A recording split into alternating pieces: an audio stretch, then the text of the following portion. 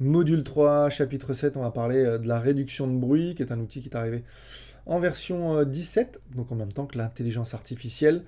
Comme les autres outils, demandent de puissance au niveau des calculs importantes, donc ordinateur puissant exigé. Et puis, qui dit intelligence artificielle dit ça va s'améliorer au fur et à mesure du temps. La particularité de cette réduction de bruit, qui est appelée d'ailleurs effet de mouvement, on ne sait pas trop pourquoi il est appelé comme ça. En tout cas, la particularité de ça, c'est que c'est, en tout cas à mon sens, l'outil qui demande le plus de process de calcul. Donc attention à bien l'effectuer sur un nœud précis pour que, si vous aviez d'autres corrections à faire, qui ne moulinent pas à chaque fois, comme ça vous auriez la possibilité de pouvoir le désactiver ici avec le bypass. Comme ça, votre puissance de calcul ne serait pas mise à mal à chaque fois, quoi. Comment il se compose cet outil? Eh bien, d'une réduction du bruit temporel et d'une réduction du bruit spatial. Deux fonctionnalités différentes, mais qui peuvent être combinées en cas d'image, par exemple comme celle-ci, qui serait difficile. La réduction du bruit temporel, elle va faire en sorte d'analyser vos rushs d'image en image pour séparer le bruit des détails en faisant en sorte de traquer les objets qui bougeraient à l'intérieur de notre cadre pour justement les exclure de notre réduction de bruit. Étant donné qu'on est sur une réduction de bruit globale de l'image, ce qu'on ne veut pas, c'est que puisqu'on va avoir des objets qui bougent à l'intérieur, si c'est le cas dans notre image, on ne veut pas que ça vienne nous créer des artefacts. C'est pour ça que, on va le voir avec le nombre d'images ici notamment, on va voir l'analyse qu'il fait pour pouvoir exclure tout ce qui bouge de manière trop grossière, pour pouvoir l'exclure de la réduction de bruit. A l'inverse, la réduction du bruit spatial, elle, va se concentrer sur, on pourrait appeler ça des mini détails, c'est-à-dire des mini grésillements au niveau du bruit. Là où le bruit temporel n'y a pas accès, il fait des choses un peu plus puissantes mais grossières. On pourrait dire que la réduction du bruit spatial va se concentrer sur une fréquence de bruit qui est plus rapide que le premier ne pourrait pas voir. Et puis le flou de mouvement ici, c'est peut-être d'ailleurs pour ça qu'ils l'ont appelé effet de mouvement, mais il ne nous sert à rien. Il est juste positionné ici parce qu'il a les mêmes types de calculs que ces deux-là. Donc je pense que c'est pour ça qu'ils l'ont mis et les ingénieurs l'ont mis là. Du coup, comment il fonctionne cet outil? En réduction du bruit temporel, on va commencer par celui-ci. On a plein de paramètres qu'on va avoir accès. En termes d'image ici, on a de 0 à 5. On est simplement en train de dire là, quand on active, on est en train de dire à notre système, ok, tu m'analyses mon rush sur tant d'images pour te rendre compte du bruit que tu as à l'intérieur. Donc attention, entre 0 et 5, il y a des subtilités, puisqu'on a vu que la réduction du bruit temporel, elle permettait aussi d'analyser le mouvement à l'intérieur et les objets qui pourraient être présents.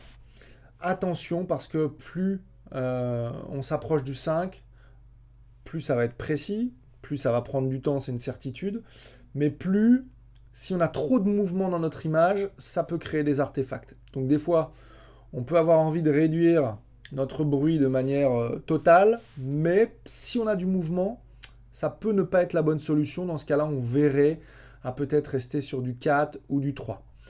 En l'occurrence, là, moi, je connais mon rush. Je peux vous le montrer. J'ai pas énormément de mouvement. Donc voilà, je vais simplement ici rester sur 3. On a ensuite la méthode d'estimation du mouvement. C'est justement par rapport à des objets qui pourraient être à l'intérieur de notre image et qui bougeraient. Bon, là, on est sur l'eau, bien évidemment, mais si on était dans la rue, par exemple, une voiture qui passe ou des choses comme ça, des personnes qui passent, cette méthode d'estimation du mouvement, justement, elle permet de sélectionner en fonction de ce qui se passe à l'image. Donc, on a rapide, meilleure qualité ou aucune. Rapide, on va l'utiliser si on n'a pas beaucoup d'objets. D'accord ?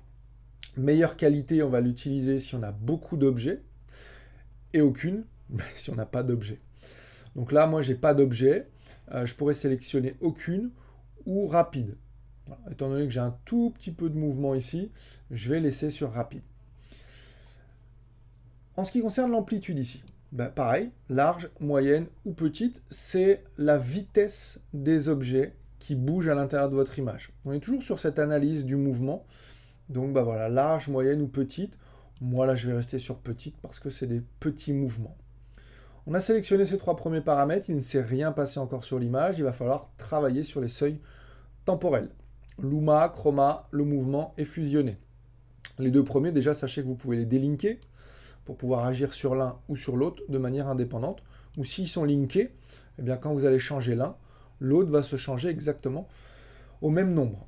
Donc à partir de là, je vais pouvoir commencer. Donc on a entre 0 et si je vais au maximum, entre 0 et 100. Donc là, il va falloir déterminer. Je vais zoomer, on verra mieux. Voilà. On va mettre comme ça. Je le remets à 0 ici. Il va falloir déterminer à partir de quel moment notre bruit commence à être acceptable en bougeant ici vers la droite.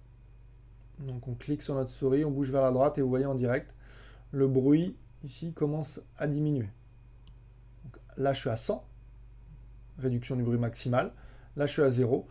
Vous voyez qu'il y a quand même une sacrée différence. Donc vous agissez en fonction de ce que vous semblez être correct sur votre image. Moi là j'ai vraiment beaucoup de bruit, donc je vais mettre vraiment à 100. C'est vraiment important que vous puissiez faire au cas par cas et pas vous dire ouais Greg il a mis 100 donc on va mettre 100 parce que des fois ça peut être problématique. Le paramètre mouvement ici qu'on va retrouver sous motion en anglais, ça permet de sélectionner ce qu'on appelle le point de pivot, c'est-à-dire la quantité d'image sur laquelle, la largeur de l'image si vous préférez, sur laquelle vous voulez que votre effet prenne vie. Donc forcément 0, ben, ça ne prend pas vie. Et 100, eh bien, vous avez la totalité de votre image sur laquelle est appliqué votre effet de réduction de bruit.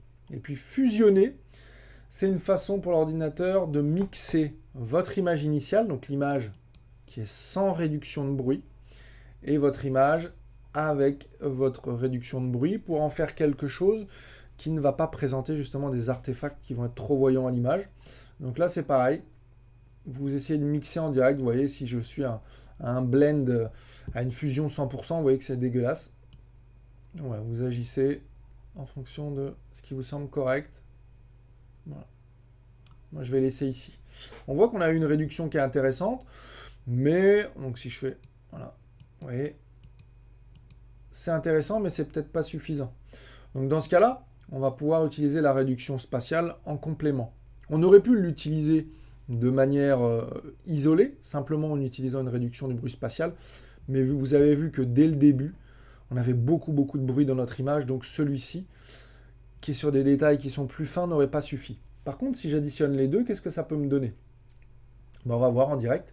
Le mode, ici, ben, je vais le mettre sur meilleure qualité, parce qu'on est vraiment sur des choses qui sont fines. Le rayon, je vais mettre moyen. Le seuil spatial, ben, c'est là qu'on va commencer à prendre vie mon effet. Donc là, vous voyez, j'affine. Je vais zoomer encore plus. Vous voyez le bruit qu'on a. Voilà, là, je peux venir l'affiner. Et fusionner, c'est la même chose que précédemment. Voilà. Bon, là, je vais le laisser ici. Ok. Donc là, eh bien, j'ai en termes de avant-après quelque chose qui est quand même pas mal. D'accord?